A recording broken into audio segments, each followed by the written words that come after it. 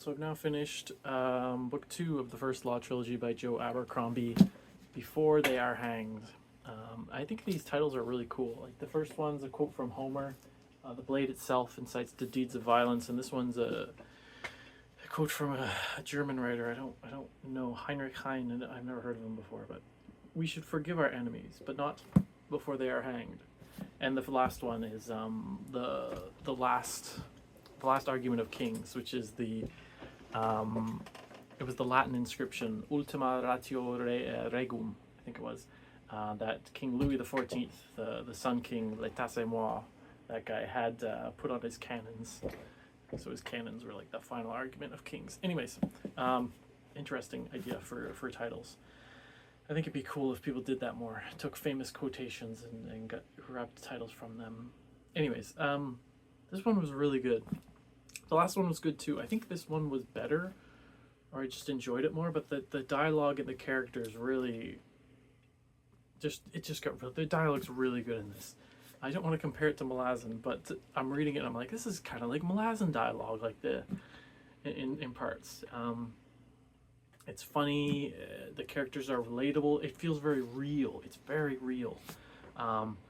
Like all of these characters have done awful things. Like they're horrible people for the most part, but you can still root for them, and you still can sort of be on their side. So I love that. Not morally gray, but they're real. Like these are real people. Yeah, really good at writing. So this is the middle volume, which is always a weird one. I'm gonna say anything else. So I guess there's 3 main storylines, but I'll start by giving more of the backstory, because there's a big like lore section in like the first quarter of this book, where they sit down and they talk about the big. So in the beginning, there was this guy Eus who was like half demon, and at this time, demons and humans all lived in one world, and it was just chaos. So this Eus guy who was half demon, or half devil, or whatever they call it, he decided to shut off the world from the demons and magic and create the place below, and he like locks it into, so they have the demon realm where magic is from and the human realm. So he separated the two, and then he had 4 children, and he gave each of his 4 children mastery over, not mastery over, but knowledge and secrets about different types of magic. So the first or not the first, maybe the first, Juvens, one of his sons, he gave mastery over art and magic and how to transform and change the world. So that's, and then Juvens, of course, had his 12 magi apprentices who could all do magic. His second son, Canadius, he gave the power to create, not create, to make things, I guess. So Canadius sounds like a Canadian, or Canada. Anyways, yeah, the Master Maker. He made the Master Maker the Master Maker. And then his third son's like B something, I think, who has the ability to talk to spirits, and who's mysteriously dropped off the map. Like, we apparently, I mean, they say he's dead, but we don't know how he died yet. I don't think. He's sort of a non-character. And then his last son, Glustrod, who was supposed to get the knowledge to summon and bind demons from the other side. But the first law, which is this whole trilogy is named after, says you can't touch the other side. So that sort of magic's forbidden. So Glustrod get nothing. Glustrod was really mad, so he sort of dug around and he found this thing called the seed, which to me sounds like some sort of radioactive material, because the people who touch it, their hair falls out and they die a few days later. And I guess it's kind of a placeholder for nuclear technology, because with it, Glustrad tries to summon from the other side and unleash the gates and whatever, but he makes a mistake, and the seed sort of kind of causes a nuclear reaction. Not really, I guess it's not really a nuclear reaction, but destruction on the level of a nuclear reaction, in that this capital city that he was at is destroyed, and nothing lives there for like all eternity. He's like killed off the land. Nothing even rots. All the bacteria is dead. And he did this at Aulcus, I think it was, basically Rome, the capital of the Roman Empire in this world, which Juvens has sort of set up. So like these four sons, they go off and like Juvens goes off and basically doesn't make himself a god, but or even an emperor, but he makes an emperor and an empire, and sort of rules it from the shadows, or not even directly, indirectly rules it, because I guess why would he need to rule an empire? But yeah, I guess he has this empire that he semi-runs, and that's what Glustrad attacked and destroyed. And so the three brothers teamed up against Glustrad and had a big war to destroy him. Glustrad blows up and dies. They take the seed, and they're like, we have to lock it away. We can't, no one can be trusted with it. So they lock it away far away. And that's what this whole sort of Fellowship of the Ring in the first book got together. Their plan is to go get that and use it to blow up the prophet Kalul in the south, because he's like Sauron. If Kennedas is Morgoth, then this guy's Sauron. The bad guy from the next generation, sort of. So that's Baez's plan, is to get that and nuke him. So there's three storylines. The first one, I don't know first, we'll call it the first one, has the sort of Fellowship traveling to the western continent, which is basically North America, except Roman.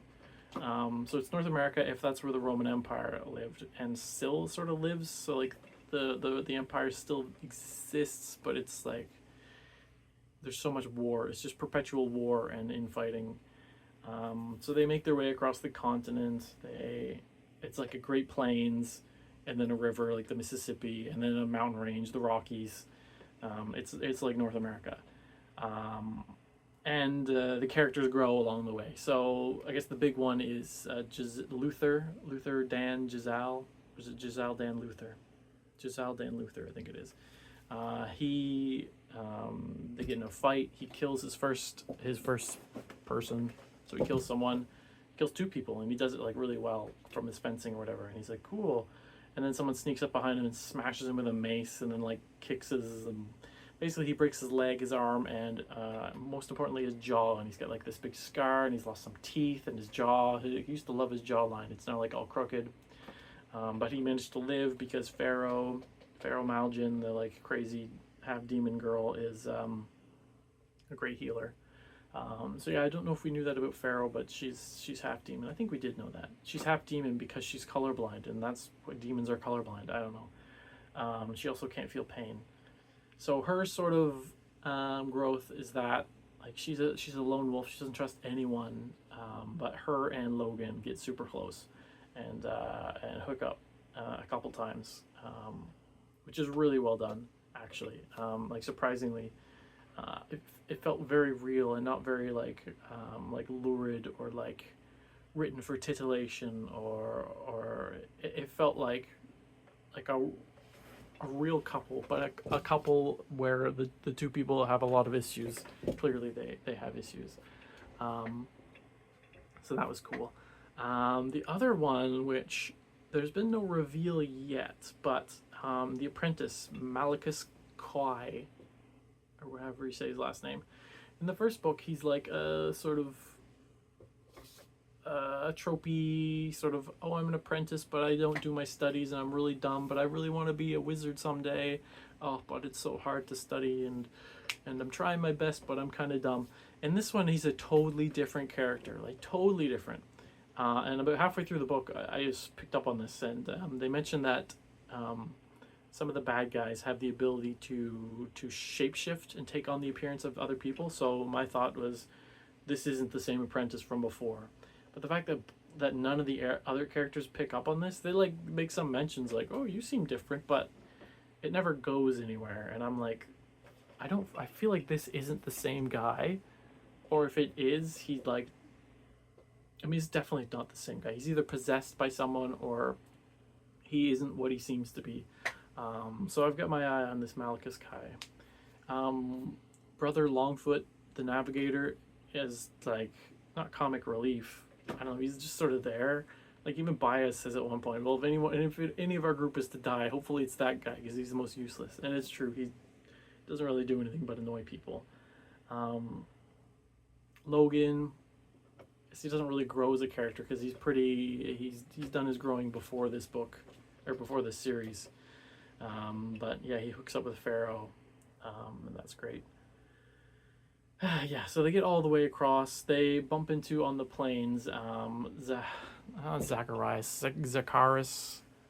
one of the other magi, and he's like working in the Empire, trying to pull the strings in the Empire. But I mean, what's he going to accomplish? Who knows? The Empire is pretty fallen.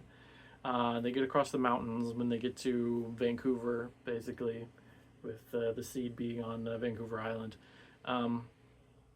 They meet another one of the magi, a woman who's like shut up in this library with her books, and she's like, I don't care about world domination or changing the world. I just want to like chill out and be a wizard and read books and like hook up with lots of people. Apparently, that's also her thing, which is like fair enough. Yeah, and she's like, I'm not gonna help you guys. Baez, you're a bit of an idiot. Like, I don't like you. And honestly, I think I said after reading the last book, I'm like, yeah, I like this Baez guy. He's like a super cool wizard. But this one, he's like, after this one, I feel he's super arrogant, and I don't really like him as much. I still like Logan though, and the change. I mentioned what happened to Luther, but I do like how his character changed. Like it was kind of a 180, but he did cry a bit because he's not pretty anymore. But he after all the trials and hardships of getting through this, what he's gone through, he's really grown as a person.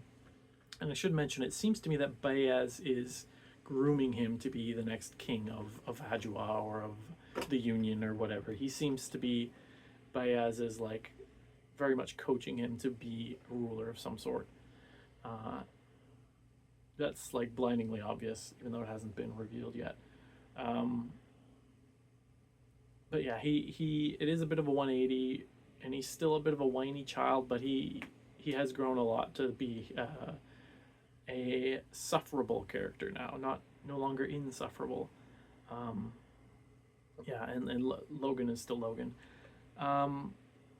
The second, I didn't say how the storyline ends. So they get to where the seed is, and because they need it.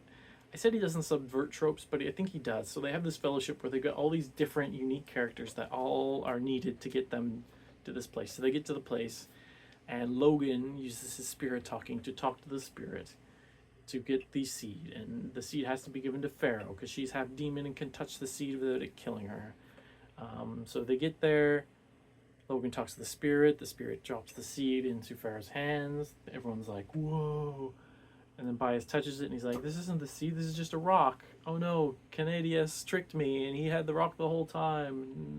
Now what am I going to do? And so the whole sort of trip, this whole book's worth of a trip across a continent to get the MacGuffin was just utterly pointless. And so the fellowship is breaking up. Giselle. Yeah, we'll call him Giselle. He's like, well, at least I'm going home. I'm kind of happy.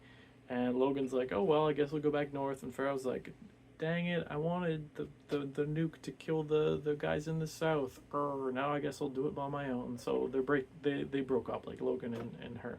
Well, they said they broke up. We'll see. But if they do break up, then I think that's just like it happens. Like, so I think that would be cool. Or whatever. The second storyline is in the north. So there's a war in the north, right? The North Bethod and his northernmen. He's attacked Angland. And we're following Colonel West, who was Major West. And I don't think I talked about in the first book. He didn't really seem like a main character, but he's very much a main character in this one. So he's the guy that beat his sister to a pulp before leaving her to go off to Angland to fight. It seems like their dad was super abusive, and she always looked to her brother for help, but now her brother's turned into her father and like beat the crap out of her and choked her and nearly killed her. I thought he was going to kill her. Anyway, so he's up north, and he's like the only competent guy there. He's a commoner, which is very difficult for him because everyone in the army is a nobleman. Nobleman, they're all men. But anyway, so he's promoted to basically not second in command, but like adjutant to the marshal who's in control of the armies. And they had these two generals who were constantly bickering and fighting. And anyways, West gets put with the crown prince Ladisla, and on sort of babysitting duty. And they're told, okay, you guys are going to stay here. Like, you have the weakest and the worst troops. Just stay there and defend while the two other armies go up north and try to find Bethod. And of course, what happens is they find out Bethod coming down and is going to attack them. And then they find this out by Nine Fingers, Logan's old crew, Dogman, Black Cow, Tuldaroo, 30 Trees, Weakest. What's the guy's name? Starts with a G. He never talks much. Anyways, this crew are like, I can't remember at what point we left them in the last book, but they're like going to fight on the side of the Union because they don't like Bethod, right? They've been exiled by him, and they bump into West, and they're like, "Hey, we'll fight for you. We want to be on your side." Actually, they don't bump into West. They capture West and the Marshal Burr, and Marshal Burr's like, "Great, West, you look after them. They can stay with you and the prince. I'm off." So they leave. And so this crew, which is honestly the coolest part of the story, like I want more stories about just this crew, just like these hardened leaders and generals and fighters, and I picture them all in like their late 30s, like mid to late 40s, like they've led men into battle, they've been chieftains of tribes, they've done a whole bunch of stuff, and now they're just like a crew together. Anyways, he sends them off scouting. They find Bethod's army, and they come back to West and the prince and are like, "Hey, Bethod's coming, like, look out." Of course the prince is like, "Aha, chance for glory." So the prince leads the army across the river into a horrendous battle where they basically all get massacred. West manages to escape along with this girl, Cathal, I think her name is, and this guy Pike, who had been prisoners of the Inquisition, but he freed them because they were blacksmiths, and he needed blacksmiths because his army didn't have any because the logistics are a nightmare. Anyway, so those two, West managed to find the Crown Prince. So those four team up with Nine Fingers' crew, and they start heading north. And they manage to escape, and along the way, like, West is doing all this sacrificing and scraping to the Crown Prince, and the Crown Prince is like an idiot. Like still an idiot, until finally when they come across a fight. So all the fighting men get in and fight. They leave Cathal and the prince behind. They do this fight. West like loses his temper again because apparently he has anger issues, and goes like berserk and kills a whole bunch of people and like bites a guy's nose off. So he's given a name by the Northmen. Black Dow calls him Furious. Like, your name is Furious. So Furious / West goes back to the Crown Prince, finds the Crown Prince attempting to rape Cathal, and like then kicks him off a cliff, Sparta style, and kills the Crown Prince. So he's killed the Crown Prince, which honestly the Crown Prince was useless, so like whatever. And he was an attempted rapist, and it sounds like this isn't the first time that's happened. So they make it back to meet up with the rest of the army, and West is like taken back in under Marshal Burr, and like they're like, "Oh, it's too bad about the prince, but war is war. We gotta move on." And there's a really neat part when West is like, he's thinking about Cathal, and he's like, "Oh man, I saved that girl's life. Like, she's great. Oh, I should go talk to her." So he goes to go talk to her and finds her hooking up with the dog man. And he's like, "Ooh." But in any other like fantasy book, Cathal would be like sitting quietly just waiting for West to come back and profess his love to her. But no, in this book she's a real woman with real agency, and she just wants to hook up with the dog man, so she does. And he stumbles upon that, and he's kind of like embarrassed and a bit angry, but he's kind of like, he's mature enough, even though he's got issues, to know like, well, why should I expect her to want me? Like, and later she says to him like, "You're too angry for me," which is like, it's interesting because we see West from West's POV, so we see him do these horrible things, but we don't realize like the other characters must see him as having a really bad temper. Anyways, so he's with the rest of the army, and now they set up this big trap to capture Bethod's army. And of course, it doesn't go according to plan because Bethod has also set a counter trap. So they're like both sides have set traps, and they both fall into this trap. There's this one group that's supposed to rush down to the forest to relieve the main force and sort of pincer move trap Bethod's army. However, Bethod does the same thing on the other side with his cavalry, and so they have to send in the reserve cavalry to counter that cavalry, and then the side that was supposed to come down and relieve the main force gets caught up in the woods because it turns out the Shanka have teamed up with Bethod. Just like, how is he controlling these evil people? So there's a big battle in the woods with the Shanka. And also mist. There's lots of mist in these battles that is magical mist that this witch that's with Bethod has created. So as the battle's nearing its end, this guy, the Feared, who we saw in the first book, who's like this massive, giant, super giant Northman, or maybe not even a Northman, he's like a literal giant. He goes into the battlefield and magically everyone gets like super terrified of him. Like everyone's feeling fear, but of course it's not the Union he comes up against. It's Three Trees and his crew, and also a bunch of extra Northmen that are like fed up with Bethod, and they're like, we hear like Three Trees is out there, like this guy's a big deal, like we want to team up with Three Trees. So they do, and all of them go and fight this guy Feared, and they manage to not kill him. He seems to super heal and doesn't seem to take damage, but they do enough damage that he takes off running so that Logan can fight him in the third book, I'm sure. But Three Trees is killed, and I didn't even mention the weakest was killed. I guess it was the first of this book. So he was going to go warn Bethod about the Shanka, not knowing that Bethod had teamed up with the Shanka, as we find out later. So the weakest was killed, and then Three Trees was killed. Which is too bad. This whole time, because West met with Logan Nine Fingers, so this whole time I'm waiting for some slip, some way for West to communicate to Nine Fingers' crew that Nine Fingers is still alive. The dramatic irony is just killing me. Like, you want them to know, hey, like, Logan's still out there. Like, you're like leader, the guy you look up to. He's not dead. But unfortunately, I'm sure that will happen in the third book at some point, but unfortunately the weakest is dead, and now Three Trees is dead. So there's only four of them. Is it Grim? Is his name Grim? I don't know. He doesn't talk much, so I don't know his name. I don't know how that works. I guess I don't see it like next to dialogue. Black Dow, Tuldaru, and the Dogman are all that's left, and they nominate the Dogman to be their new chieftain. Yeah, it's too bad Three Trees is dead, but it was pretty cool, I guess.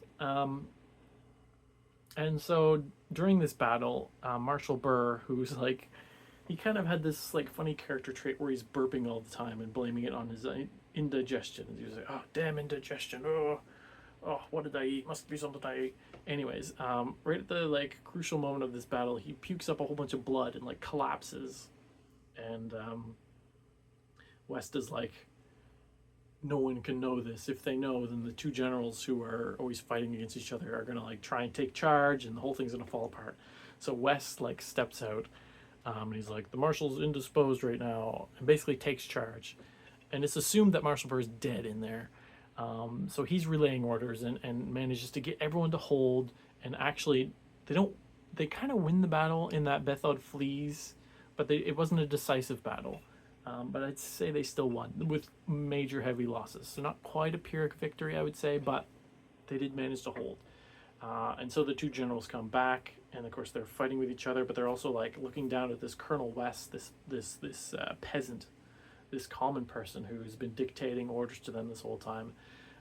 And luckily, because like the Shanka are sort of mythological in this world, like the Union don't believe they exist. Luckily, because I could imagine it being, oh, there's no such thing as Shanka, I don't believe you. Luckily, one of the generals brought the corpse of one to the headquarters. It's like, this is what we've been fighting. Like, what the heck? So people aren't know about that. But they finally questioned West. Like, where's the marshal? We need to see the marshal. And West is like, oh no, I'm gonna have to tell them, and like everything's gonna fall apart. And then somehow Marshal Burr's like in the doorway standing. So he came to and he's still alive, which I thought was really cool. And he's there hasn't been like a commendation for West, but I imagine like he should be promoted to general at this point. But I don't know if he can, given his birth, which is stupid. But I mean, that's the world.